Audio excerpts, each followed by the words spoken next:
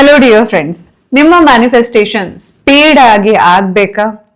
ನಿಮ್ಮ ಮ್ಯಾನಿಫೆಸ್ಟೇಷನ್ ಜರ್ನಿಯಲ್ಲಿ ಯಾವುದೇ ಸ್ಟ್ರೆಸ್ ಇಲ್ಲದೆ ಆರಾಮಾಗಿ ರಿಲ್ಯಾಕ್ಸ್ಡ್ ವೇ ಅಲ್ಲಿ ಪೀಸ್ಫುಲಿ ನಿಮ್ಮ ಕನಸನ್ನ ನನಸು ಮಾಡ್ಕೊಳ್ಬೇಕಾ? ಹಾಗಾದ್ರೆ ಇವರನ್ನ ನಿಮ್ಮ ಮ್ಯಾನಿಫೆಸ್ಟೇಷನ್ ಪಾರ್ಟ್ನರ್ ಆಗಿ ಈಗ್ಲೇ ಅಪಾಯಿಂಟ್ ಮಾಡಿ. ಹೌದು, ಇವರನ್ನೇನಾದ್ರೂ ನಿಮ್ಮ ಮ್ಯಾನಿಫೆಸ್ಟೇಷನ್ ಪಾರ್ಟ್ನರ್ ಆಗಿ ಅಪಾಯಿಂಟ್ ಮಾಡಿದ್ರಿ ಅಂತ ಅಂದ್ರೆ ನಿಮ್ಮ ಕನಸನ್ನ ನನಸಾಗೋದನ್ನ ನೀವೇ ತಪ್ಪಿಸ್ಲಿಕ್ಕೆ ಸಾಧ್ಯ ಇಲ್ಲ. ಅಷ್ಟು ಅಮೇಝಿಂಗ್ ಆಗಿ ಬ್ಯೂಟಿಫುಲ್ ಆಗಿ ನಿಮ್ಮ ಮ್ಯಾನಿಫೆಸ್ಟೇಷನ್ ಆಗ್ತಾ ಹೋಗುತ್ತೆ. ಹಾಗಾದ್ರೆ ಆ ಪವರ್ಫುಲ್ ಆದ ಮ್ಯಾಜಿಕಲ್ ಆದ ನಿಮ್ಮ ಮ್ಯಾನಿಫೆಸ್ಟೇಷನ್ ಪಾರ್ಟ್ನರ್ ಯಾರು ಅಂತ ತಿಳ್ಕೊಳ್ಳೋದಕ್ಕಿಂತ ಮುಂಚೆ, ನನ್ನ ಹೆಸರು Sanjana. I am a life coach and a healer.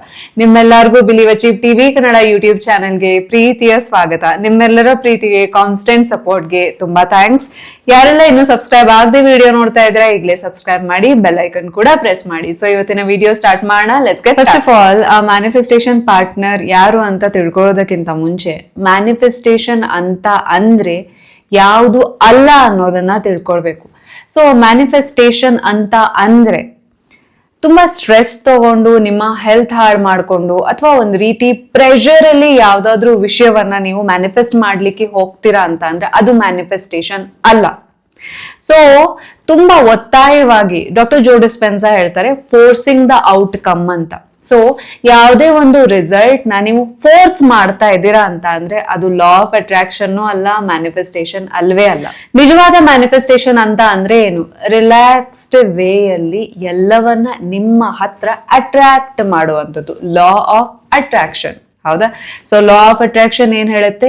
ನೀವು ನಿಮಗೆ ಏನು ಬೇಕು ಎಲ್ಲವನ್ನ ಅಟ್ರಾಕ್ಟ್ ಮಾಡ್ತಾ ಹೋಗ್ತೀರಾ ಈಸಿಯಾಗಿ, ಯಾವುದೇ ರೀತಿಯ ಪ್ರೆಷರ್ ಇಲ್ಲದೆ, ಒಂದು ರೀತಿ ಸ್ಟ್ರೆಸ್ ಮಾಡ್ಕೊಳ್ಳದೆ ಅಥವಾ ಒಂದು ಗಡಿಬಿಡಿ ಇಲ್ಲದೆ, ಸೊ ಆರಾಮಾಗಿ ಈಸಿಯಾಗಿ ಎಲ್ಲವೂ ನಿಮ್ಮ ಹತ್ರ ಬರ್ತಾ ಹೋಗುತ್ತೆ. ನೀವು ನಿಮ್ಮ ಫ್ರೀಕ್ವೆನ್ಸಿಯನ್ನ ನಿಮ್ಮ ಕೈಯಲ್ಲಿ ಇಟ್ಕೊಂಡಾಗ, ಅಥವಾ ನಿಮ್ಮ ಫ್ರೀಕ್ವೆನ್ಸಿಯನ್ನ, ನಿಮ್ಮ ಥಾಟ್ಸ್ನ, ನಿಮ್ಮ ಬಿಲೀಫ್ಸ್ನ ಅಥವಾ ನಿಮ್ಮ ಮೈಂಡ್ ಸೆಟ್ನ ನಿಮ್ಮ ಕಂಟ್ರೋಲ್ ಇಟ್ಕೊಂಡಾಗ ಅಂತ.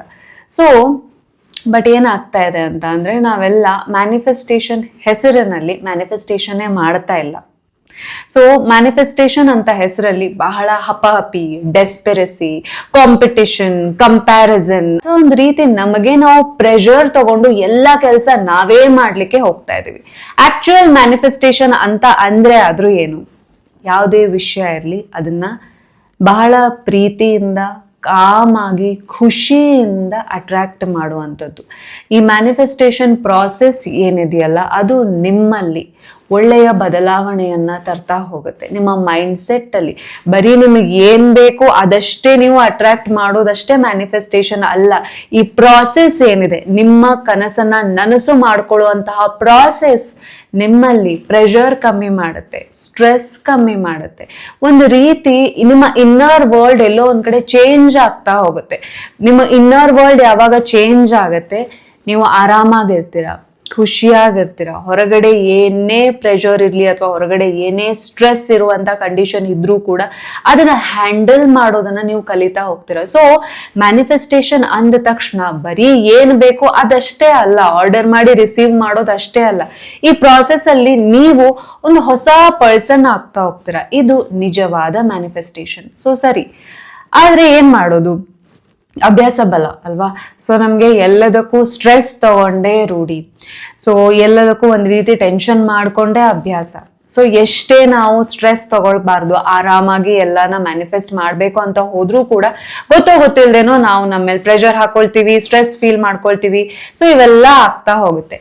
ಸೊ ಬೆಸ್ಟ್ ವೇ ಆಯ್ತಾ? ಸೊ ಈ ಒಂದು ಟೆಕ್ನಿಕ್ ಅಂತ ಹೇಳ್ಬೋದು ಅಥವಾ ಈ ಒಂದು ಲೈಫ್ ಸ್ಟೈಲ್ ಅಂತಾನು ಹೇಳ್ಬೋದು. ಸೊ ಈ ಒಂದು ಪ್ರಾಸೆಸ್ನ ನೀವು ಅಟ್ಲೀಸ್ಟ್ 21 ಡೇಸ್ ಮಾಡಿ ನೋಡಿ. ಸೊ ಈ 21 ಡೇಸ್ ಅಲ್ಲೇ ನಿಮಗೆ ಮಿರಾಕ್ಯುಲಸ್ ಮ್ಯಾಜಿಕಲ್ ರಿಸಲ್ಟ್ ಸಿಗ್ತಾ ಹೋಗುತ್ತೆ. ಹೌದು. ಸೊ ನಿಮ್ಮ ಮ್ಯಾನಿಫೆಸ್ಟೇಷನ್ ಪಾರ್ಟ್ನರ್ ಆಗಿ ನಿಮ್ಮ ಯೂನಿವರ್ಸ್ನ ಸಹಾಯವನ್ನ ಪಡೆದುಕೊಳ್ಳಿ.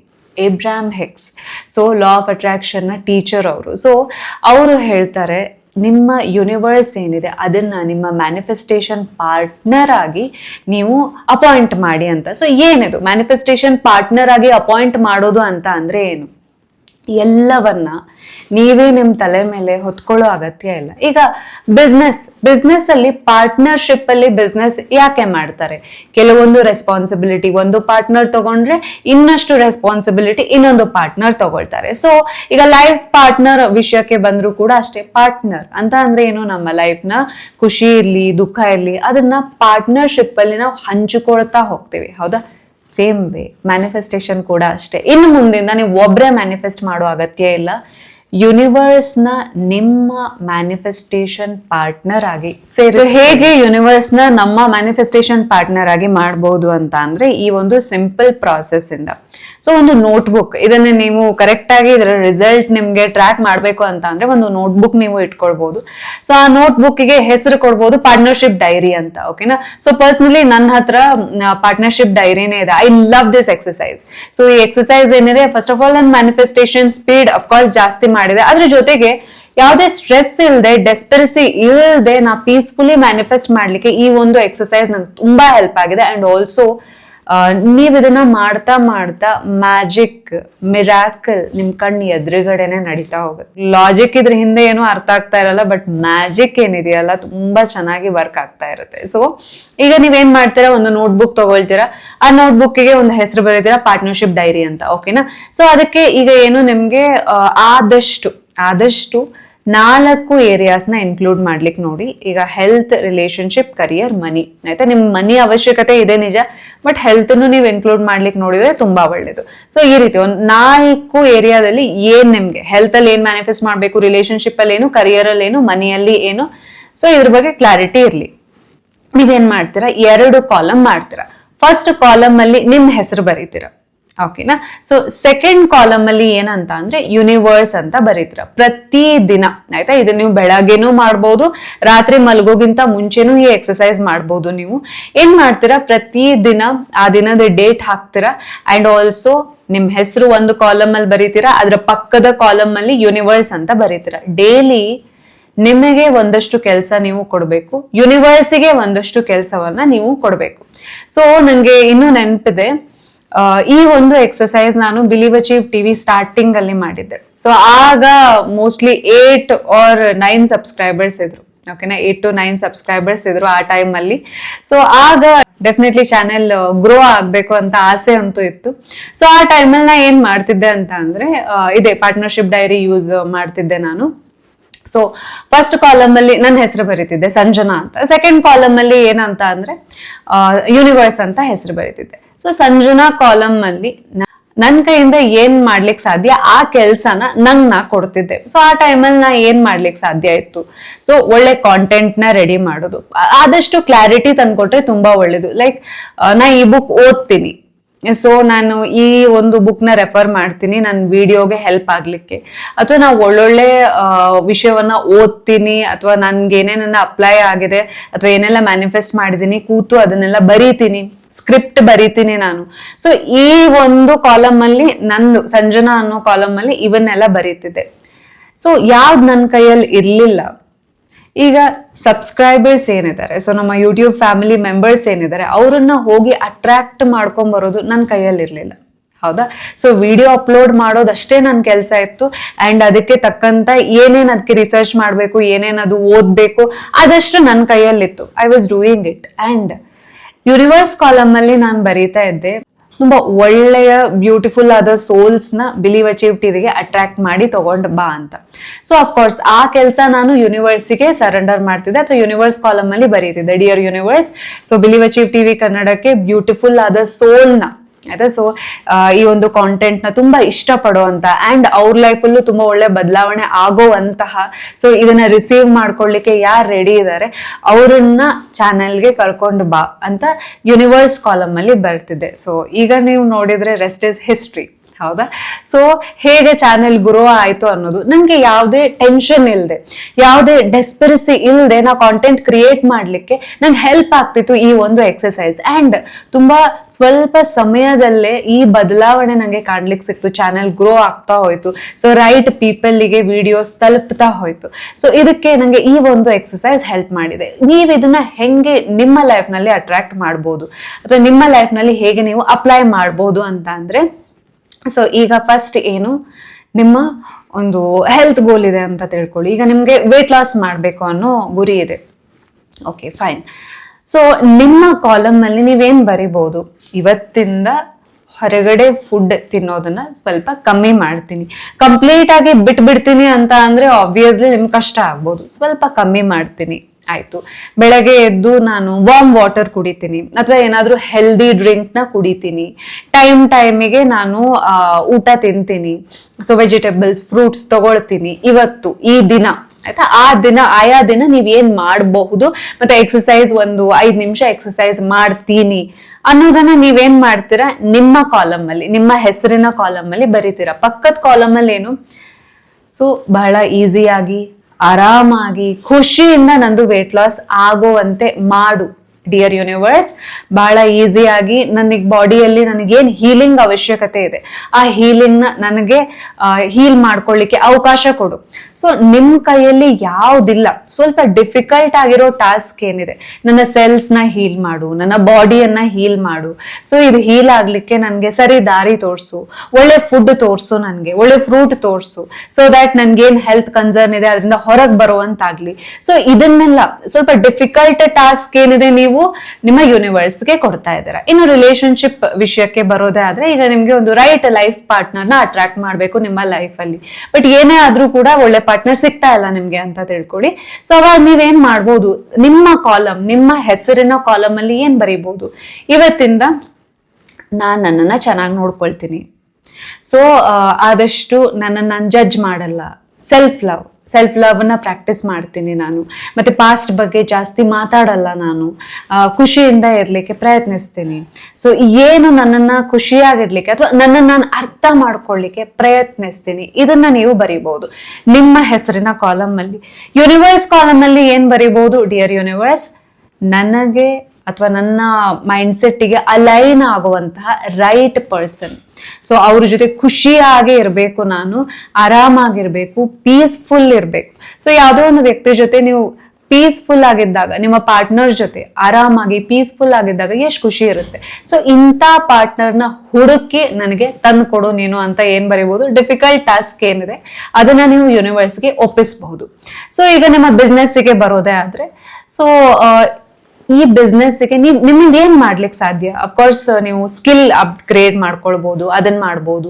ಸೊ ಹೊಸ ಈಗ ಏನಿದೆ ಮಾರ್ಕೆಟ್ ಅಲ್ಲಿ ಹೊಸದಾಗಿ ಏನ್ ಕೋರ್ಸ್ ಬಂದಿದೆ ಅಥವಾ ಹೊಸದಾಗಿ ಏನು ನಿಮ್ಮ ಪ್ರಾಡಕ್ಟ್ ನ ಇಂಪ್ರೂವ್ ಮಾಡ್ಕೊಳ್ಳಿಕ್ಕೆ ಸಾಧ್ಯ ಇದೆ ಅದನ್ನ ಮಾಡ್ತೀನಿ, ಅಥವಾ ಇವತ್ತು ಕುತ್ಕೊಂಡು ನಾನು ಸ್ವಲ್ಪ ಓದ್ತೀನಿ, ಇದ್ರ ಬಗ್ಗೆ ಸ್ಟಡಿ ಮಾಡ್ತೀನಿ, ರಿಸರ್ಚ್ ಮಾಡ್ತೀನಿ ಅಂತ ಅಂದ್ರೆ ನಿಮ್ ಕಾಲಮ್ ಅಲ್ಲಿ ಬರೀಬಹುದು. ಅರ್ಧ ಗಂಟೆ ನಾನು ಓದ್ತೀನಿ ಇವತ್ತು, ಅರ್ಧ ಗಂಟೆ ನಾನು ಈ ತರ ಎಫರ್ಟ್ ಹಾಕ್ತೀನಿ ಅಂತ. ಯೂನಿವರ್ಸ್ ಕಾಲಮ್ ಅಲ್ಲಿ ಏನ್ ಬರೀತೀರಾ, ನನ್ನ ಪ್ರಾಡಕ್ಟ್ ನ ಬಹಳ ಇಷ್ಟಪಡುವಂತ, ಗೌರವಿಸುವಂತಹ, ಅವರಿಗೆ ಒಳ್ಳೇದಾಗುವಂತಹ ಕಸ್ಟಮರ್ಸ್ ನ ಅಟ್ರಾಕ್ಟ್ ಮಾಡಿ ತಂದು ಕೊಡು ನನಗೆ ಅಂತ ನಿಮ್ಮ ಯೂನಿವರ್ಸ್ಗೆ, ನಿಮ್ಮ ಪಾರ್ಟ್ನರಿಗೆ ಬರೀತೀರಾ. ಇನ್ ಮನಿ ವಿಷಯಕ್ಕೆ ಬರೋದೇ ಆದ್ರೆ, ಈಗ ಫಾರ್ ಎಕ್ಸಾಂಪಲ್ ನಿಮ್ ಮನಿ ಯಾರೋ ತಗೋಬಿಟ್ಟಿದ್ದಾರೆ, ನಿಮ್ಗೆ ಕೊಡ್ತಾ ಇಲ್ಲ, ಸತಾಯಿಸ್ತಾ ಇದ್ದಾರೆ. ಸೊ ನೀವೀಗ ಏನ್ ಮಾಡ್ಲಿಕ್ಕೆ ಸಾಧ್ಯ, ಕುತ್ಕೊಂಡು ನೀವು ಅವರಿಗೆ ಶಾಪ ಹಾಕ್ಲಿಕ್ಕೆ ಸ್ಟಾರ್ಟ್ ಮಾಡಿದ್ರಿ ಅಂತ ಅಂದ್ರೆ ಮನಿ ಬರೋ ಮನಿನೂ ಬರಲ್ಲ. ಸೊ ನಿಮ್ಮ ಕಾಲಮ್ ಅಲ್ಲಿ ನೀವೇನ್ ಬರೀತೀರಾ, ಕುತ್ಕೊಂಡು ನಾನು ಇವತ್ತಿಂದ ಹೋಪೋನೋಪೋನೋ ಮಾಡ್ತೀನಿ ಮನಿಗೆ, I am sorry money, please forgive me, thank you ಹೇಳ್ತೀನಿ 108 ಟೈಮ್. ಮತ್ತೆ ಏನೆಲ್ಲ ಸಾಧ್ಯತೆ ಇದೆ ನನ್ನಿಂದ ನಾನು ಮನಿ ಅಟ್ರಾಕ್ಟ್ ಮಾಡ್ಲಿಕ್ಕೆ, ಏನ್ ಸಾಧ್ಯತೆ ಇದೆ ಪ್ರಾಕ್ಟಿಕಲಿ ಅನ್ನೋದನ್ನ ನೀವು ಬರೀತೀರಾ. ಆದರೆ ಯೂನಿವರ್ಸ್ ಕಾಲಮ್ ಅಲ್ಲಿ ಏನ್ ಬರೀತೀರಾ, ಅವರ ಮನ್ಸು ಚೇಂಜ್ ಮಾಡಪ್ಪ. ಸೊ ನನ್ಗೆ ಯಾರೀಗ ದುಡ್ಡು ಕೊಡ್ಬೇಕಾಗಿದೆ ಅವ್ರ ಮನ್ಸನ್ನ ಚೇಂಜ್ ಮಾಡು, ಅವರಿಗೆ ರಿಯಲೈಸ್ ಮಾಡಿಸು, ಅವರಿಂದ ದುಡ್ಡನ್ನ ನನಗೆ ವಾಪಸ್ ಕೊಡಿಸು, ಅದನ್ನ ನೀವು ಯೂನಿವರ್ಸ್ ಕಾಲಮ್ ಅಲ್ಲಿ ಬರೀತೀರಾ.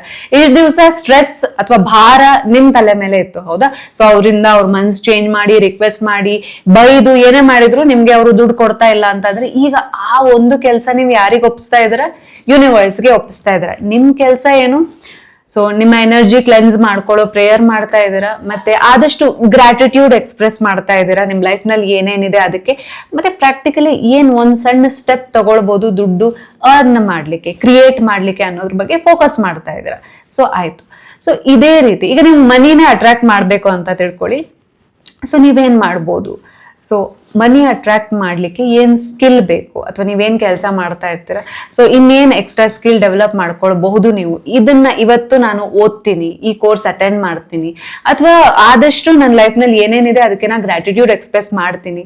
ಸೊ ಮನಿಗೆ ಲವ್ ಲೆಟರ್ ಬರೀತೀನಿ, ಮನಿಗೆ ಹೋಪೋನೋಪೋನೋ ಮಾಡ್ತೀನಿ. So ho'oponopono I am sorry money, please forgive me, thank you, I love you, 108 ಮಾಡಿದ್ರೆ ನಿಮ್ ಮನಿ ಎನರ್ಜಿ ಕ್ಲೀನ್ ಆಗುತ್ತೆ. ಸಿಂಪಲ್ ಟಾಸ್ಕ್ ಏನಿದೆ ಅದನ್ನ ನೀವು ತಗೊಳ್ತಾ ಇದ್ದೀರಾ. ಸೊ ಯೂನಿವರ್ಸ್ ಕಾಲಮ್ ಅಲ್ಲಿ ಏನ್ ಬರೀತಾ ಇದ್ದೀರಾ, ರೈಟ್ ಆಪರ್ಚುನಿಟಿಯನ್ನ ನಂಗೆ ತಂದ್ಕೊಡು, ನಾ ಕೆಲಸ ಮಾಡ್ತೀನಿ. ಸೊ ರೈಟ್ ಆಪರ್ಚುನಿಟಿ ಬಂದಾಗ ಅದನ್ನ ಗುರ್ತಿಸುವಂತ ಶಕ್ತಿ ನೀ ನನಗೆ ಕೊಡ್ಬೇಕು. ಅಂಡ್ ಆಲ್ಸೋ ಒಳ್ಳೊಳ್ಳೆ ಆಪರ್ಚುನಿಟಿ ನನ್ನ ಹತ್ರ ಬರೋ ತರ ಮಾಡು. ಸೊ ನನಗೆ ಲಾಭ ತರುವಂತ ಅಂಡ್ ನಾನ್ ಏನ್ ಪ್ರಾಡಕ್ಟ್ ಕ್ರಿಯೇಟ್ ಮಾಡ್ತೀನಿ ಅದು ನನ್ನ ಕಸ್ಟಮರ್ಸಿಗೂ ಒಂದು ಲಾಭ ತರೋ ತರ ಏನಾದ್ರೂ ಒಂದು ನೀನು ಐಡಿಯಾ ನನಗ್ ಕೊಡು, ಪ್ಲಾನ್ ನನಗ್ ಕೊಡು. ಈ ತರ ಡಿಫಿಕಲ್ಟ್ ಆಗಿರೋ ಟಾಸ್ಕ್ ಅನ್ನ, ಆ ಭಾರವನ್ನ ನೀವು ಯಾರಿಗೆ ಹೊರಿಸ್ತಾ ಇದ್ರೆ ಯೂನಿವರ್ಸ್ಗೆ. ಸೊ ಈ ಎಕ್ಸಸೈಸ್ ನ ನೀವು ಕುತ್ಕೊಂಡು ಮಾಡಿ ನೋಡಿ.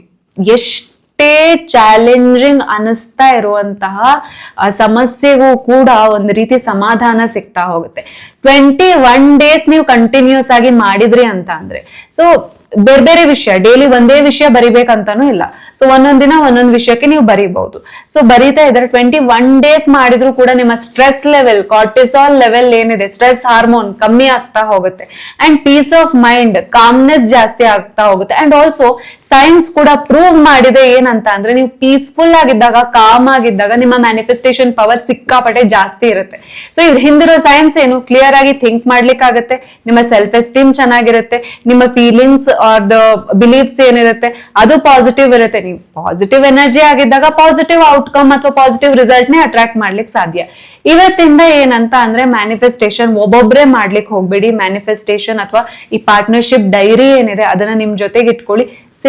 ಸಿಂಪಲ್ ಆದ ಟಾಸ್ಕ್ ನ, ಆ ಜವಾಬ್ದಾರಿಯನ್ನ ನಿಮಗೆ ವಹಿಸಿ ಡಿಫಿಕಲ್ಟ್ ಆದ ಟಾಸ್ಕ್ ನ ಯೂನಿವರ್ಸಿಗೆ ನೀವು ಅರ್ಪಿಸಬಹುದು ಅಥವಾ ಯೂನಿವರ್ಸಿಗೆ ಅಂತ ಬರೀಬಹುದು. ಈಗ ನಿಮ್ಗೆ ಒಂದು ಕ್ವೆಶನ್ ಬರ್ಬೋದು, ಹಾಗಾದ್ರೆ ಏನು ಯೂನಿವರ್ಸ್ ಬಂದು ಮಾಡ್ಕೊಡುತ್ತಾ ಅಂತ. ನಾವ್ ಹೆಂಗೆ ಈಗ ಎದ್ದು ಆಕಾಶದಲ್ಲಿ ಈಗ ಹಕ್ಕಿ ಹೇಗೆ ಹಾರಾಡುತ್ತೆ, ನಾವು ರೆಕ್ಕೆಯಿಂದ ಹಾರಾಡ್ಲಿಕ್ಕೆ ಸಾಧ್ಯ ಇಲ್ವೋ, ನಮಗೆ ಹೆಂಗ್ ನಮ್ಮದೇ ಆದ ಲಿಮಿಟೇಷನ್ ಇದೆಯೋ, ಯೂನಿವರ್ಸಿಗೂ ಅದರದೇ ಆದ ಲಿಮಿಟೇಷನ್ ಇದೆ. ಆಬ್ವಿಯಸ್ಲಿ ಬಂದು ನಿಮ್ಗೆ ಪ್ರತ್ಯಕ್ಷ ಆಗಿ ಹೇಳಲಿಕ್ಕೆ ಸಾಧ್ಯ ಆಗದೆ ಇದ್ರೂ ಕೂಡ ನೀವೇ ಅಬ್ಸರ್ವ್ ಮಾಡ್ತೀರಾ, ಈ ಒಂದು ಎಕ್ಸಸೈಸ್ ಡೈಲಿ ಮಾಡ್ತಾ ಇದ್ದಂಗೆ ನಿಮ್ಗೆ ಐಡಿಯಾಸ್ ಬರ್ಲಿಕ್ಕೆ ಸ್ಟಾರ್ಟ್ ಆಗುತ್ತೆ. ರೈಟ್ ಪೀಪಲ್ ನಿಮ್ಮ ಲೈಫ್ ನಲ್ಲಿ ಅಪಿಯರ್ ಆಗ್ತಾರೆ. ಗೈಡೆನ್ಸ್, ನಿಮ್ಗೆ ಇನ್ನರ್ ಗೈಡೆನ್ಸ್ ಸಿಗ್ತಾ ಹೋಗುತ್ತೆ. ಸೊ ಈ ರೂಪದಲ್ಲಿ ಯೂನಿವರ್ಸ್ ನಿಮ್ಗೆ ಹೆಲ್ಪ್ ಮಾಡ್ತಾ ಹೋಗುತ್ತೆ. ಸ್ಟ್ರೆಸ್ ಅಲ್ಲಿ ಇದ್ದಾಗ ನಮ್ಗೆ ಯಾರಿಗೂ ಕಣ್ ಕಾಣಲ್ಲ, ಎದುರುಗಡೆನೆ ಸೊಲ್ಯೂಷನ್ ಇದ್ರೂ ಕೂಡ ನಮ್ಗೆ ಕಣ್ ಕಾಣ್ತಾ ಇರಲ್ಲ. ಸ್ಟ್ರೆಸ್ ಅಲ್ಲಿ ಇದ್ದಾಗ ಆ ಸ್ಟ್ರೆಸ್ ಕಮ್ಮಿ ಮಾಡುತ್ತೆ, ಮೈಂಡ್ ಪೀಸ್ಫುಲ್ ಆಗಿರುತ್ತೆ, ಅಂಡ್ ನೀವು ಕಾಮ್ ಆಗಿ ಎಲ್ಲವನ್ನ ಅಚೀವ್ ಮಾಡ್ಲಿಕ್ಕೆ ಸಾಧ್ಯ ಆಗುತ್ತೆ. ಸೊ 21 days ಈ ಒಂದು ಪಾರ್ಟ್ನರ್ಶಿಪ್ ಚಾಲೆಂಜ್ ನ ತಗೊಂಡು ನೋಡಿ, ಲೈಫ್ ಅಮೇಝಿಂಗ್ ಆಗಿ ಟ್ರಾನ್ಸ್ಫಾರ್ಮ್ ಆಗುತ್ತೆ. ಮೋರ್ ಇಂಪಾರ್ಟೆಂಟ್ಲಿ ನಿಮ್ಮ ಇನ್ನರ್ ವರ್ಲ್ಡ್ ಏನಿದೆ, ಈಗೇನು ಡೆಸ್ಪರಸಿಯಿಂದ ನಾವು ಓಡ್ತಾ ಇದೀವಿ, ರೇಸಲ್ಲಿ ಬಿದ್ದು ಕುದುರೆ ತರ, ಓಡೋ ಅಗತ್ಯ ಇಲ್ಲ. ಕಾಮ್ ಆಗಿ ಕೆಲಸ ಮಾಡಿದಾಗ ಅದರ ರಿಸಲ್ಟ್ ಏನಿರುತ್ತೆ ತುಂಬಾ ಒಳ್ಳೆಯ ರಿಸಲ್ಟ್, ಕಾಮ್ ಆಗಿರುವಂತ ಖುಷಿ ಕೊಡುವಂತ ರಿಸಲ್ಟೇ ನಮ್ಗೆ ಕೊಡುತ್ತೆ. ಸೊ ಯಾರೆಲ್ಲ ಈ ಪಾರ್ಟ್ನರ್ಶಿಪ್ ಎಕ್ಸಸೈಸ್ ಅಥವಾ ಈ ಪಾರ್ಟ್ನರ್ಶಿಪ್ ಚಾಲೆಂಜ್ಗೆ ರೆಡಿ ಇದ್ದೀರಾ ಅಂಡ್ ಯೂನಿವರ್ಸ್ ನ ನಿಮ್ಮ ಮ್ಯಾನಿಫೆಸ್ಟೇಷನ್ ಜರ್ನಿಗೆ ಅಥವಾ ನಿಮ್ಮ ಮ್ಯಾನಿಫೆಸ್ಟೇಷನ್ ಪಾರ್ಟ್ನರ್ ಆಗಿ ಅಪಾಯಿಂಟ್ ಮಾಡ್ಲಿಕ್ಕೆ ಯಾರೆಲ್ಲ ರೆಡಿ ಇದ್ದೀರಾ ಕಾಮೆಂಟ್ ಸೆಕ್ಷನ್ ನಲ್ಲಿ ತಿಳಿಸಿ. ಇವತ್ತಿನ ವಿಡಿಯೋ ನಿಮ್ಗೆ ಹೇಗ್ ಅನ್ಸ್ತು ಅಂತಾನು ತಿಳಿಸಿ. ನಿಮ್ಮೆಲ್ಲರಿಗೂ ಒಳ್ಳೇದಾಗ್ಲಿ. Thanks for watching. Thank you so much.